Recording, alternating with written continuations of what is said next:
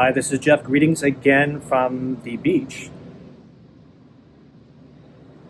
in Puerto Rico. Hey, listen, I just got off the phone with Patrick Campbell from Profit Well. We did a really great recording for the podcast. Welcome to the Jeff Effect.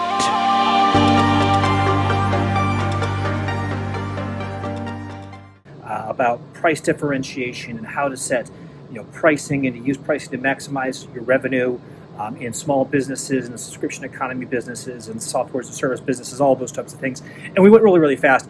But you know what? We got started off on kind of a wild card tangent. He just moved from the Boston area just a few months ago to Salt Lake City to refound his business, not refound, but to replant his business in a different location. And the reasons are really, really interesting. And so I'm filming, I cut that piece out and we're going to post it here as kind of bonus content. It's not really related to pricing, but it's really interesting about decentralization and how the big value of big cities is being depreciated by the whole decentralization of the web and everything else. Actually, now it's about 9 months ago. Yeah. No, I saw you did that, and that's quite the change. And it, my brain explodes with the way people change their behavior and economic incentives. And you went from one of the highest tax, most regulated markets in America on the East Coast to smack dab in the middle of the heartland. It's a complete why. So no, it's good. So for one, just for background, I grew up in Wisconsin, so I'm from the Midwest originally. Boston was great. I think that when you grow up and when you go to school and your college apartment is like $300 a month, and then you're going to Boston, where if you live in the city, which if you don't live in the city, commuting is terrible, and you're paying $1,800 for like a crappy studio a month. That kind of changes, that weighs on you, at least for the past decade. And then I think that for me, the big reason was the company. I was doing red eyes, like day trips. So I would go 5 a.m. out to San Francisco and then red eye back. And so we needed like a West Coast hub for the company. So we have a full office. I'm in the office right now, and we have about 10 people at this point. But we're going to grow this side of the business here in Salt Lake pretty quickly. And then, I don't know, like there's a lot of benefits here. We looked at a lot of different hubs on the West Coast. This made sense from a cost perspective. It's 2 hours from every West Coast hub and city.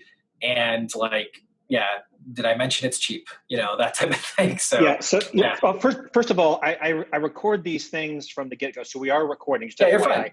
You're good. I do, because you never know when somebody's going to say something clever you want to use in a promo, right? So.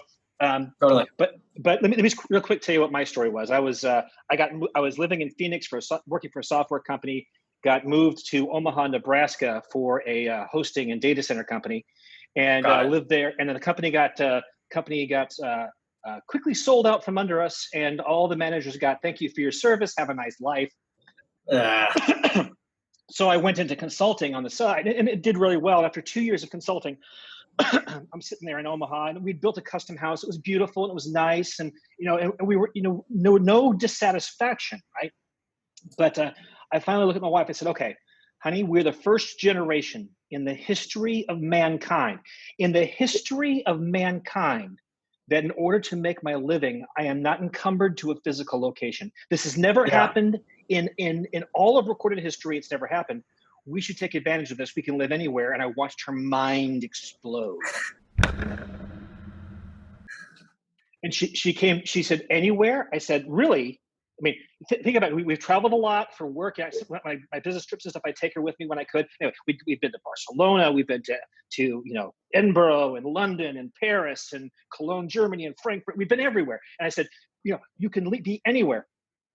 I said, "So give it some thought." 3 days later, she came back. She says, "We've taken 3 or 4 vacations to the Caribbean and the Cancun. Can we live there?" And I said, "Yes." And we started this 2-year research project. We looked at Belize, and we looked at St. Croix, and we looked at St. Thomas, and we looked at Honduras, and we looked at, and for so many reasons that I won't go into here. If you're interested, I will tell you there's no secrets there. But we determined that Puerto Rico was an optimal choice. Foreign but not super foreign, still the United States. Yeah. And, I can still run the Sam's Club if I need to, and there's things like that. And so we moved here. We arrived on Christmas Eve of 2019. It's about 7.5 months ago, and we're building a condo in a nearby beach community here. And That's awesome. And so we're just living. And my tan's better, so life is good. I heard no taxes down there too, right? Yes. So no federal income tax. Oh, no. Okay. So that's, and people say, right. So first of all, huge blessing, right? So I'm a consultant, right? And we're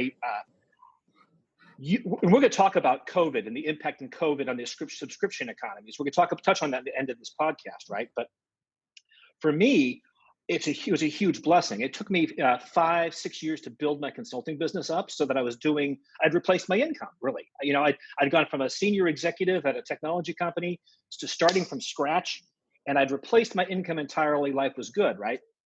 Yeah. And so we moved here. I thought, well, this is going to be great. I'm going to be able to start saving a lot of money because cost of living is less here. I was paying in Nebraska, I was paying about $8,000 a year in property taxes, and I was paying X number of dollars per year in federal income taxes, and I had all those things as well. And the cost of living here is a significantly less. Power and food and sales tax is about the same, on par with most major metropolitan areas, but housing and things like this are very much cheaper. And so we moved here, and then COVID hit, and my income dropped 70% in May. I don't know about April and May, right? Because my customers just turned off their projects and, hey, we're putting everything on hold for a while.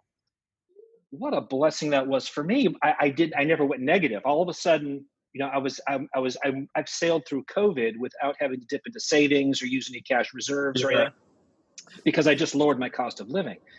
So yes, there's a lot of benefits here. We had a 3,000 square foot house in Omaha. We're getting a 2,200 square foot condo complex thing here, and my total payment, including taxes, is going from about $2,800 a month down to $700, and it's brand new build construction, and it's nice and modern. So it is what it is. That's cool. Right? Yeah. I've heard a couple other. I was listening. I can't remember the podcast I was listening to. But the guy he was interviewing, like super libertarian, like hardcore libertarian, and he lives in Puerto Rico, and I think it was because of the tax thing. I think he still has a house in New England, but there's like, you can't go there for so many days or something, or else you lose the tax benefits and stuff. So, but he was talking. Besides that, he was talking about how like wonderful Puerto Rico is actually to live, and obviously there are some problems with the hurricane response and stuff back in the day, but hopefully those all are kind of taken care of for the future. Yeah, what's the song? Every rose has its thorns, right? Yeah, so, of course. There we are. But I tell you, I've had to pry myself off the beach to come talk to you today, and as interesting and fascinating as you are, the beach is better. I'll give you that. I'll tell you that before you even have to say it. All right. Well, people. This is interesting, and I may carve some of these things out. And if you ever want information about Puerto Rico or something like that, just ask. I'm happy to share whatever I got in my head. Totally. And this all fit in really well with a recording I did a few days ago when I was talking about the after effects of the hurricane and how decentralization was a factor here too. The same way, I've met lots of people like me that are living here for the beautiful weather, for the beautiful vistas, and for the fishing. And for the cheap cost of living, which is really nice, and but they're still working. They're working remote. They're not dependent upon big cities.